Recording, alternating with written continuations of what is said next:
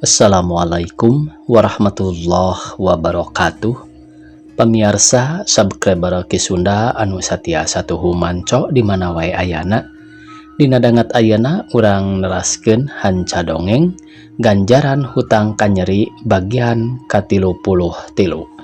Ieu anu nganggitna Bapak Tatang KS. Sumangga supados teu nyangkolong teuing kana waktos. Wilujeng ngadangukeun. Nah asana teh menit percaya teuing ta duit mah tingali rekat sabaraha di dinya. Kuprak roheni nuna dompet menang ngarampas di tukang roda teh nu teu antap warah. Barang sok dompet dituna hareupeun nuker maraen ari karawak direbut sarta beheung roheni dina pelabah ti corona. Disantrongan congo peso bari nu tiluan deui gentak ngorejat malah perep geus baruleud pikeun mepeuh. Bergerak ambles ya congo peso kana ganggalong. Sap dompet nu dieusi duit teh dipesakan serta nu nodongkeun peso cengkat nangtung. Ningali gerakna opat jalma sakitu baradegelna rohendi teu wani ngalawan anggur molohok kawas nu sawan biwir balem sedang hate mah bati geregeteun.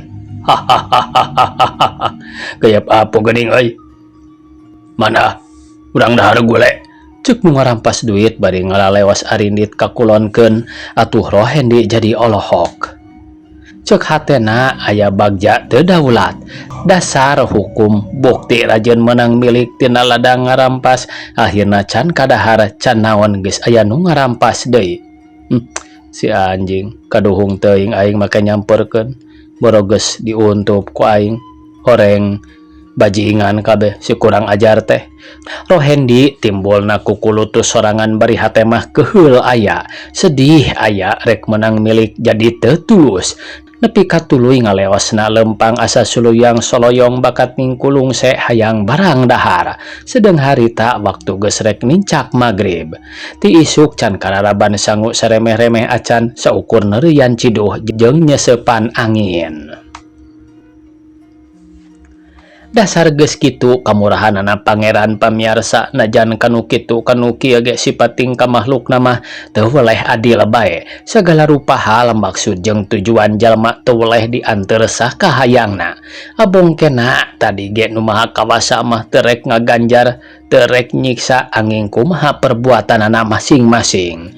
Contona rohendi dina waktu kiwari hirupna keur meujeuhna nyangga ganjaran ku amalna keneh. Sangsara bea kadaek leuwih-leuwih ti jalma tukang jajaluk.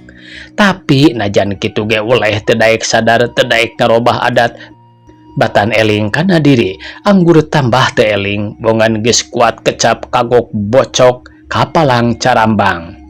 Teu lebar kana raga tina bakat tingku geus teu kuat nahan lapar manehna nekad nyamperkeun ka tukang sate sisi jalan. Gek cingogo diparengkeun nu dagangna teu aya curiga malah nawaran. Rek naker ieu teh nya mang cik meuleum ka dinya 10 siki mah biasa we sangeuna rada meujeuhna pugu rek balik ka imah kagok nambangan. Rohendi pura-pura jadi tukang beca dumeh di dinya aya beca keur naragog. Kumaha haneuteun kana beca teh? Tukang sate nanya deui bari ngiprik ngagebaran sate haseupna nyambuang angin-anginan. Nepi ka biwi rohendi geus kumetap hayang geraam. Lah biasa we kasebut tukang beca mah taya bedana jeung nu dagang. Parang haneuteun nya haneuteun parang di nol mah polos. Nya eta atuh samelan ieu teh. Sok we ka dinya lah tong make tatanya deui walon rohendi geus teu sabar. Nu harita keneh sanggeus sangu diasongkeun ujug-ujug calebak bae meuni cacamuilan bari panon rundat-rindat teu beda ti anjing ngahakan tulang sieun direbut ku baturna. Sorolok cenah sora laci tempat nyimpen duit di sada sarta juru panon rohendi meletet. Tetela nu dagang sate katingali nyokot duit. Wayahna we mi HP sakedeung jang mang rek meuli heula areng. Nu dagang sate cengkat bari ngajingjing kolanding. Rek we ka ditu rek meuli areng mah da kukuring mau ditanggung. Rohendi ngosom bari hate mah bungah ceuk pikirna pasti menang milik gede. sanggeus nu dagang ngaleos parang Rohendi daharna beres serta sok piring urut dahar teh ditunda dina kobokan. Gilar panona gular gilar ningali heula batur sanggeus teu aya nu nyahoan sorolok laci teh dibuka parang duitna ayaan atuh gunyunyot bae dicokot mani teu disesakeun pisan kituna teh terus ngaleos meni ngagedig sabab sieun disusul teu kitu ge moal bisa kasusul sabab Rohendi jalanna balucat-balicet nyokot jalan kampung. Tapi najan bari kitu mungguh batin mah teu woleh gagebegan da puguh rumasa hirup pinuh ku kadorakaan nu dihaja ku sorangan ngalajur nafsu ngumbar amarah nganteur perbawana pangajak setan ku tonggoy-tonggoyna lempang teu karasa geus anjog ka hiji tempat pakampungan jauh ka ditu jauh ka dieu. Palebah sawah reg eureun dumeh aya nu nanggung barang bodasan serengeh Rohendi seuri sorangan beri panon merong kanu nanggung. Mang, cenah Rohendi ngagero bari teu oleh alangah elengeh siga kanu wawuh. Bade naon jang? Nu dagang ngarandeg. Aya kaos kurungna mang, Rohendi nyampaan barang. Kentenan we sayagi jang. Teu bari nomor sabaraha kitu priyogina walau nu dagang bari ngecakeun tanggungan. Nomor 30 genap biasana mah. Aya jang, mangga ceg kana bungkusan kaos sarta diasongkeun ka Rohendi. Mangga we milih ku nyalira. Sabaraha ieu teh mang pangaosna. Rohendi geus ngadudut hiji sedang leungeun nu kenca ngayap kana loket nu dagang dumeh nonghol dina pesak calana tukang. Nawiskeun mah biasa we 100. Geuning hargaan lain salawe. Rohendi nya campah kana dagangan. Salawe mah tong hayang di kaos jang geus we make jaket kulit nu maranti nu dagang ngabalieur semu keheul. Nu mah tak teu gaduh mang jaket kulit mah. Pan eta beuteung ngabandeleh tembong kulit lain jaket kulit nu maranti eta teh. Nah gagabah teuing ngomong teh jang je teuing mupakat we nu nawar mah. Kadar dibikeun jeung teu na terserah barang-barang di dinya duit nu kuring. Rohendi ngarasa teu geunah bari nunda kaos dina tanggungan. Nyaeta barang nu kuring duit nu anjeun. Sing bale gue tatawaran teh di mana teuing aya kaos kurung hargana salawe paling untung saalaseun sate tembal nu dagang bari regeyang nanggung atuh Rohendi batina ngalenyap asa diingetan perkara manehna maling duit tukang sate sarta teu nembal deui gancang ngaleos sanggeus rada jauh tukang dagang barang nyalukan atuh reg bae Rohendi eureun. Rek naon sebedol teh make ngageroan deui ka aing.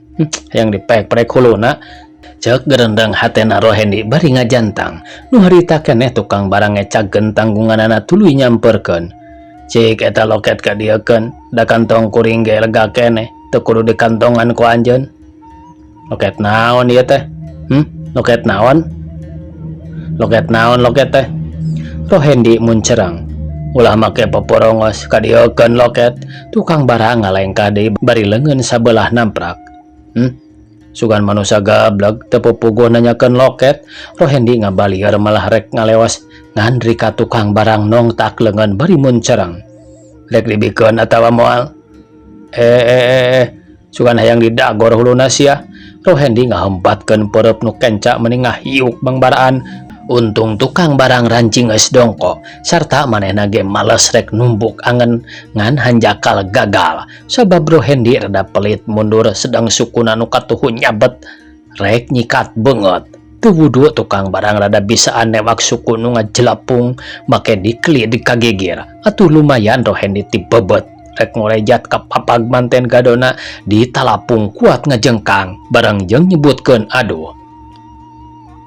Udang sia tong makin nyengir. Yo embohan deui bisi kurang keneh mah. Cilebet. Rohendi ditimbah deui beungeutna bari ngabangkiong. Sok aja sia bangsat. Aduh ampun Pak. Ampun. Rohendi ranggah panon asa teu puguh titingalian. Kadiekeun sia loket aing bangsat. Mangga Pak. Mugi ulang nenggel deui we ka abdi. Rohendi ngalangi sarta loket nu tukang barang diasongkeun geus katampa pok nyarita deui. Loket nu dewek geus katarima kali duit nu tukang sate ka dieukeun sia. Atos tukang sate naon Pak? Rohendi pura-pura. Tong mungkir sia. Na dikira aing teu neuleuh basa sia ngalebok sate sabot nu dagang na ngaleos. Koko di sia ngaragamang kana laci serta duitna ku sia digubug. Buktikeun sia asu tukang barang nyaritana kasar deui malah nongtak ka mejana Rohendi kuat kajungjungkeun. Pereup geus sadia lebah cukang irung sagejret-gejreteun rek ninggang. Rek diserenkeun atawa moal sia duit tukang sate. Diserenkeun waruga sia salamet, teu diserenkeun cungur sia pejet. Teu enjo naon ieu? Tukang barang nyenyakel ka meja Rohendi sedang pereup buleud ditanggohkeun kana cukang irungna. Gampang kitu lur. Sakilat Rohendi napak leungeun lawana nu dipereupkeun barang jeung miheulaan meupuh puhut ceuli tukang barang. Kuat nyolonong geus kitu sebrut dirontok tapi gagal sabab lawana rancingeus gentak ngejat bari sukuna nyepak. Murag cungur sia bangsat. Nyamos euy. Rohendi pinter ngarangkogkeun beungeut cedeng luncat ngudag lawana beri leungeun nu kenca nyamber rek nyikat beungeut. Hanjakal gagal sabab sarua pada pelit tukang barang dongko. Teu wudu Rohendi nafsuna gede sebrut deui bae ngudag bari nonjok ka hareup lempengan dada lawana. Ngan edas teu sangka tukang barang meuni sakilak ngagiwarkeun awakna barang leungeunna ngelid. Cenah leungeun Rohendi dikelid kurinjal. Deg.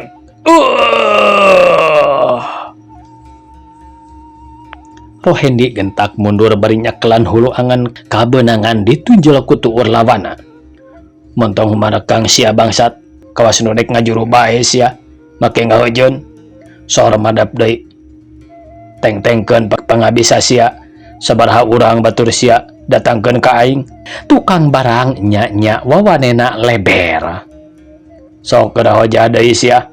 Tukang barang nyamperkeun teu antap parah anasrog nyamperkeun ari cekuk beungeutna dibongohan. Atuh puguh we mani ngabangkieng geus kitu teu diberi omber deui. Habak pipi nu beulah katuhu ditimpah ti gigir.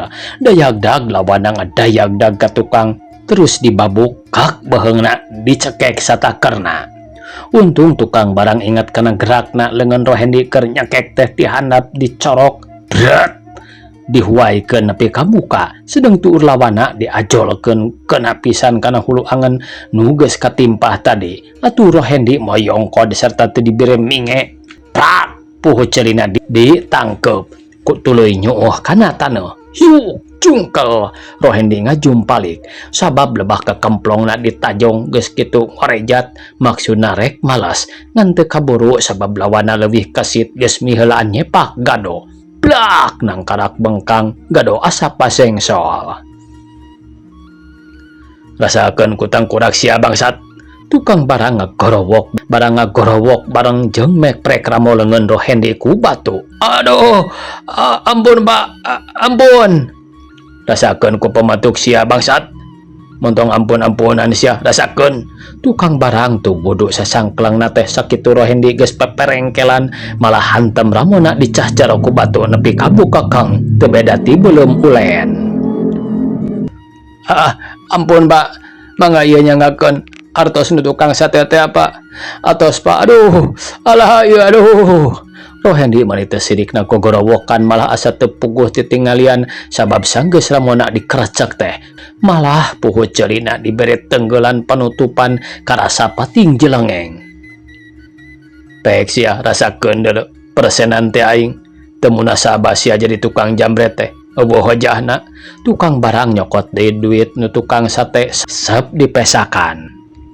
Geus kitu regayang nanggung deui tuluy ngungkug indit. Sedang Rohendi gagarungan batan untung mah jadi rugi duit can kadahar sedang waruga geus ruksak. Papa, Mami, ieu abdi nada dihapunten Mami. Rohendi ngadadak geus kitu mah ingat ka indung bapana dumeh keur nyandangan katunggaraan nu lain lumayan. Dibarung ku nyegruk cerik sedang batin mah teu rumasa naon sabab ku ayana manggih ganjaran nu tumiba ka awakna. Kira menang 10 menit sumegrukna cerik ngadadak hate timbul ngaranjug dumeh ngadenge hawar-hawar sora mobil ngagerung. Atuh korejat baik maksakeun maneh hudang sarta panon culang cileung teu tatapa sini deui. Ujug-ujug belenyeng baik lumpat teu sirikna notog-notogkeun maneh jalan ku kurubutan kanu bala. Kituna teh batina teu welesieun kalawan dipapantes palang siang mobil polisi.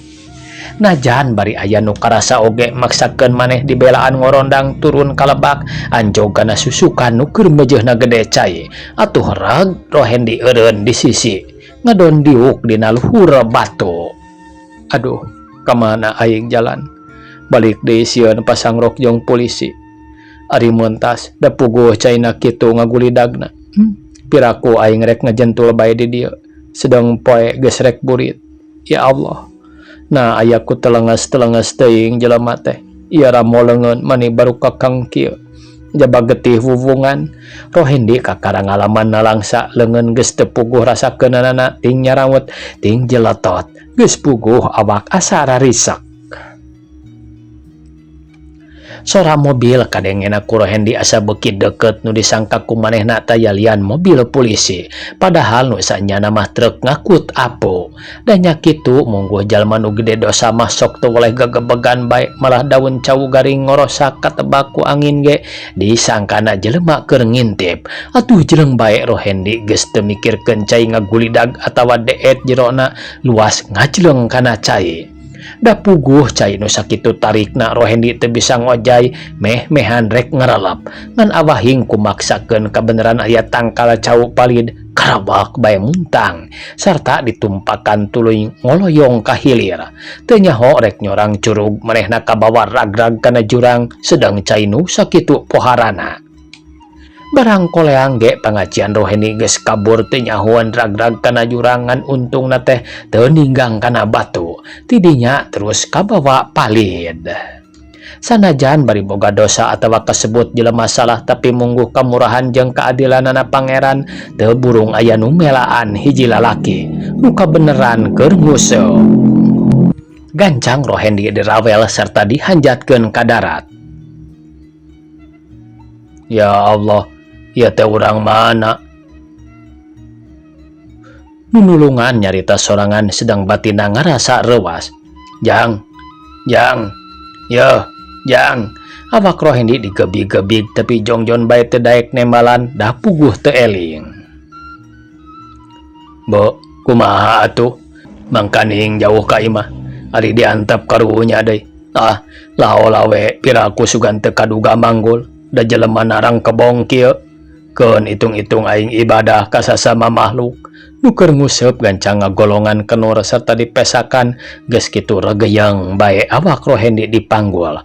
Kabeneranana teh hampang sasatna awak Rohendi rang kebong. Geus kitu mah leos bae indit manggu Rohendi dibawa ku kurubutan kanu suni sedang nu dipanggul mah can eling-eling sirah jeung leungeun ngulahe kana tonggong. Dikersakeun nu manggul teh make ngareret kana bitis Rohendi katingali cacad siga tapak ngadek. Atuh beug wae hatena reuas ceuk pikirna boa-boa jelema jahat menang nyariksa. Alah, geuning bitisna ge siga tapak ngadek ieu teh. Moal bangsat mah kitu. Piraku aya bangsat syariatna kieu. Lah keun bae deuh. Kari kumaha engke mun nya teh mah bangsat babari kari nyerenkeun we kanu berwajib. Kitu gerendangna eta jalma sajajalan ngadon nyarita sorangan. Teu diwangkongkeun urusan di jalana nyaho-nyaho geus tepi ka imah atuh puguh we pamajikanana ngarasa reuas ningali salakina mamanggul jalma nu teu eling-eling. Saha eta teh Akang? Pamajikanana nu nulungan Rohendi meniti buburanjat muruti imah kagolodog bari panon mencerong kanu dipanggul. Cik pangmedolkeun leungeun Akang imi. Kitu ngaran pamajikan nu harita keneh jung bae leungeunna dikenyang nepi ka unggahna ka jero. Geus kitu goledag Rohendi dikedengkeun dina bangku. Jalma ti mana ieu teh Akang? Nyi Imi pok deui nanya sedang hatena mah ratug tutunggulan sok sieun dipahalaku salakina. Nyaho teuing Akang ge teu wawuh. Walon salakina bari ngaleos ka kamar ngaganti pakaian sabab ribeg kabaseuhan tina pakaian Rohendi. Teu sakumaha lila geus norojol deui gek diuk gigireun Rohendi anu masih keneh ngalempreh sarta Pok nu boga imah nyarita deui. Puguh akang teh keur nguseup imi, malah can bebenangan pisan. Ari rek pindah ka girang, kabeneran akang ngareret aya nu kokoleaban siga sirah jelema. Beki deket, beki sidik, atuh jelang bae akang luncat, geus teu mikirkeun kana cai ngagulidag, nya nepi ka bisa dihanjatkeun ka darat. Geus kitu teh regeyeng bae ku akang dipanggul. Nah ari nepi ka lebah tanjakan, akang nempo bitisna siga tapak ngadek. Tah geuning ngalemeng, salakina nunjuk kana bitis Rohendi. Eueuh, Nyi Imi ngaranjuk bari panon mencerong kana bitis. Kade akang bisi jelema jahat, kek kumaha mun urang diteangan nu berwajib. Meureun dianggap sapongkol. Piraku deui mun nya teh mah jelema jahat kieu rupana, sedang awakna ge sakitu urang kebongna. Soal nu jahat mah teu kapi anggehan kitu akang. Gening eta ramo leungeunna ge karitu. Meni baru kekeng garetih ngubungan. Sidik ieu mah jalma udagan akang. Nyi Imi tambah kaget malah rek ngoceak sagala dumeh ningali ramo leungeun Rohendi matak pigagilaeun. Sok geruh keun heula ulah waka gujrud ari sagala rupa teh. Keun sina eling heula. Da ku akang ge geus eling mah piraku teu ditanya. Kumaha lamun seuk nya ieu jalma udagan ku urang diiburkeun, heug datang nu berwajib, meureun sarua we urang ngabejakeun boga nu jahat. Cicing-cicing we awewe mah anggur cik kadiekeun minyak PPO teh sugan ayaan keneh urang antelan irungna. Asa nama aya keneh keelanan urang teang dina koper, da kamari teh urut kidira. Nyi Imi ngalewas ka kamar tuluy ku rekah karneangan PPO dina koper wadah pakeanana, sedeng salakina ka dapur nyokot cai asak herang. Pamajikan nu boga imah geus norojol ti kamar tas nyokot minyak PPO, sedang panonna mah tetep mureleng ka Rohendi boga rasa curiga. Aya minyak PPO teh Imi, salakina norojol ti dapur bari mawa cangkir seng leutik dieusi cai asak herang. Kabeneran aya keneh saeutik deui. Nyi Imi ngasongkeun minyak PPO ka salakina. Malah naon kitu akang? Moal nanaon kumaha ari maneh kawas ngarikeun ka jalma teu hidang sagala rupa teh. Salakina semukuh heula sarta gek diuk gigireun Rohendi. Lain ku kitu eta we dumeh caracad warugana. Awewe mah sok teu weleh hariwang. Lah nah asana teh kari kumangke we mun nya teh mah jelema jahat, memeh ku batur ge dipek-prek heula ku urang. Pira aku rek elek ku jalma syariat kieu. Salakina mun cereng geus kitu song liang irung Rohendi disantongan peles minyak PPO nu geus meunang muka tutupna. Kulisik Rohendi lilir sarta panonna bentak mureleng neuteup ka nu boga imah, pipikiranana asa dina pangimpian.